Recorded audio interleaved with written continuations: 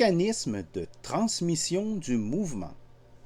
Bonjour, donc on va commencer à parler de mécanismes et dans cette première partie-là, on va parler des mécanismes de transmission du mouvement. On réserve la transformation du mouvement pour un autre enregistrement vidéo. Un mécanisme de transmission du mouvement, c'est un mécanisme pour lequel la nature du mouvement reste inchangée. Par exemple, si j'ai des roues dentées comme ça et que ça se met à tourner, bien, vous voyez que j'ai une première roue ici qui tourne et une autre roue qui tourne et une autre roue qui tourne. Donc, je suis parti avec une rotation et j'aboutis avec une rotation. Donc, la nature du mouvement, elle reste la même. Je pourrais avoir un autre système ici où je déplace des coins. OK? Et bon, ben, dans un cas, ça monte, ça descend. Dans l'autre cas, ça va de gauche à droite. Je suis parti avec une translation. Je termine avec une translation. Donc, la nature du mouvement reste inchangée. C'est un système de transmission du mouvement. Donc, on ne montrera pas tous les systèmes, on va en montrer quelques-uns. Donc, celui de roue dentée, là, ou engrenage, on vient de le voir. Donc, j'ai des roues comme ça. Donc, j'ai des fentes qui s'emboîtent d'une roue à l'autre. Et puis, quand ça tourne, ben, là, il y a des constats qu'on peut faire. Le premier, c'est que le sens de rotation de deux roues consécutives ben, va être inversé. Donc, si ma roue bleue tourne dans le sens horaire, la roue rouge va tourner dans le sens anti-horaire. Et la roue verte, elle, va retomber dans le sens horaire. Donc, ça, c'est un premier constat. Ensuite, au niveau des vitesses de rotation, on voit que la roue la plus petite, c'est la plus rapide. Okay? Une petite vite. Okay? Puis la plus grande, ben, c'est la plus lente. Donc, c'est elle qui roule le plus lentement. C'est un système, le système d'engrenage, c'est un système qui est réversible. Et puis, réversible, le mot ne veut pas dire je peux tourner à gauche puis après ça tourner à droite. C'est pas ça que ça veut dire.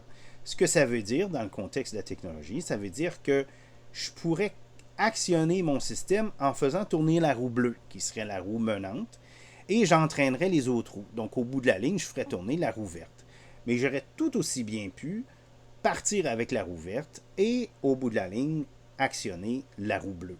Okay? Donc, ça, c'est ce qu'on attend par réversible. Donc, qu'est-ce que j'ai à rajouter sur les roues dentées? C'est un excellent système.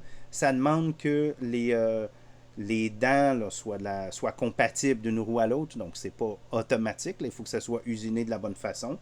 Si c'est le cas, c'est un excellent système. OK?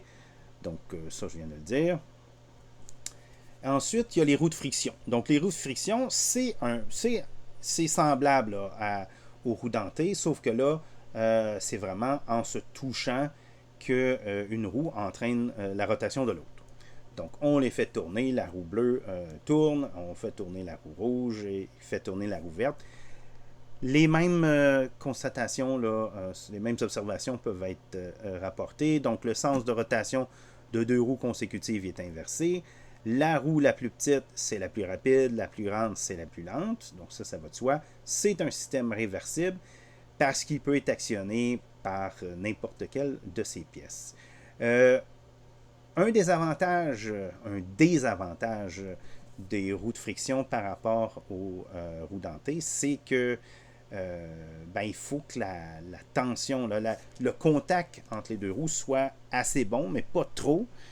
Si le contact est trop solide, trop fort, les roues ne tourneront pas. Si le contact n'est pas assez, ben, on peut tourner dans le beurre. Donc, c'est un système qui est facile à mettre en place, en principe, mais dans la pratique, il peut se dérégler assez rapidement. Donc, ça peut être utile, mais c'est peut-être pas le meilleur. Roue dentée et chaîne. Donc, c'est un système là, qui est semblable à celui des roues dentées, sauf que là, on a un organe intermédiaire qui est la chaîne. Okay? Puis quand une roue tourne, ben, elle entraîne la chaîne qui entraîne les autres roues. Donc là, il y a quelques remarques à faire. Toutes les roues qui sont situées à l'intérieur de la chaîne vont tourner dans le même sens. Donc, si ma roue bleue tourne dans le sens horaire, ma roue rouge aussi va tourner dans le sens horaire.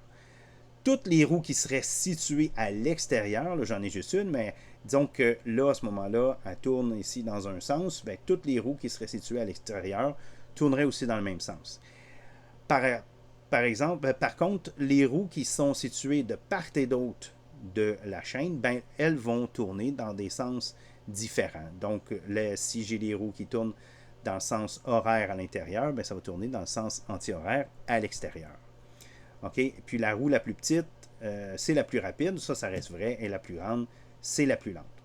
Donc c'est quand même, c'est un bon système, hein? C'est un système réversible. Encore une fois, il faut que la chaîne, il faut que les maillons soient compatibles avec la grosseur des dents, mais une fois que tout est usiné, c'est un très très bon système. Et finalement, on a ici le système de poulies et courroies. Donc encore une fois, ça ressemble c'est un mélange là, entre les roues de friction et le système de la chaîne. Donc on a ici une roue qui va entraîner une courroie.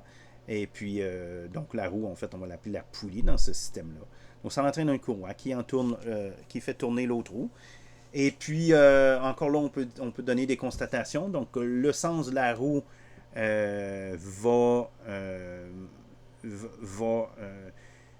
si toutes les roues sont à l'intérieur, vont tourner dans le même sens, c'est ce que je voulais dire. À l'extérieur, c'est pas évident de mettre une roue et de la faire rouler. Donc ça, c'est pas. C'est plus les roues doivent être à l'intérieur comme celle-là. Par contre, il y a une question il y a une question par rapport à la courroie, si elle est croisée ou pas. Donc, si j'ai une courroie ici qui n'est pas croisée, là, je vais dans la même direction. Si je croise la courroie ici, ben là, on voit que nos roues tournent dans des directions opposées. Même constat au niveau des vitesses. Donc, la plus petite, c'est elle qui va la plus vite. La plus grande, c'est elle la plus lente. Il s'agit d'un système, encore une fois, qui est réversible. Maintenant, on a un autre système, roue dentée et vis sans fin. Donc, j'ai ma même roue dentée. Et là, j'ai une vis. Et la vis, elle, je vais la tourner sur elle-même. Donc, la vis, elle a un mouvement de rotation. Ce n'est pas un mouvement hélicoïdal, c'est vraiment un mouvement de rotation.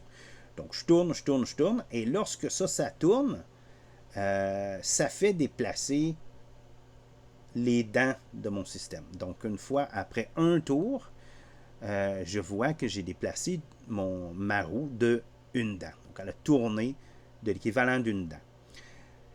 C'est un système qui a ses avantages parce que, en fait, c'est un système qui est irréversible. Okay? C'est notre premier système ici qui est irréversible. Ça veut dire que je peux uniquement tourner la vis pour faire tourner la roue. Je ne pourrais pas tourner la roue pour faire tourner la vis. Donc, d'une certaine façon, ça peut bloquer le système. Mais ça peut être une bonne chose. Des fois, on veut que le système reste en place. Donc, dans ce cas-là, ça pourrait être un bon système. C'est un système aussi qui va être utile lorsqu'on veut aller très lentement.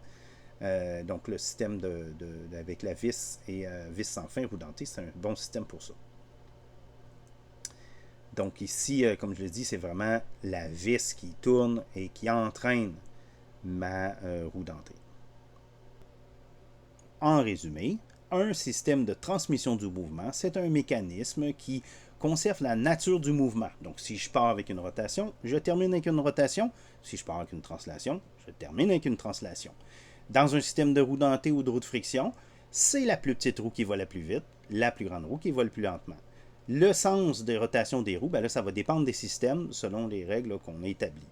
Un système, on va dire qu'il est réversible si je peux interchanger les organes menés et menants. Donc, à ce moment-là, c'est un système réversible. Si je ne peux pas le faire, on dit que le système, il est irréversible.